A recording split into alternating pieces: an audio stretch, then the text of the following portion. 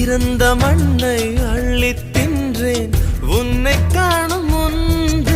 நீ நடந்த மண்ணை அள்ளித் தின்றேன் உன்னை கண்ட பின்பு.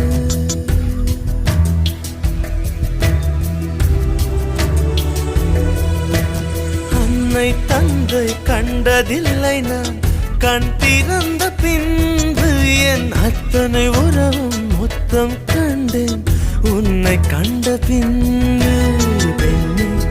என் பயணமோ தொடங்கவே இல்லை, அதற்குள் அது முடிவதா விளங்கவே இல்லை. நான் கரையாவதும் இல்லை நுரையாவதும் வளர்ப்பிறையாவதும் சொல்லில் உள்ளதடி.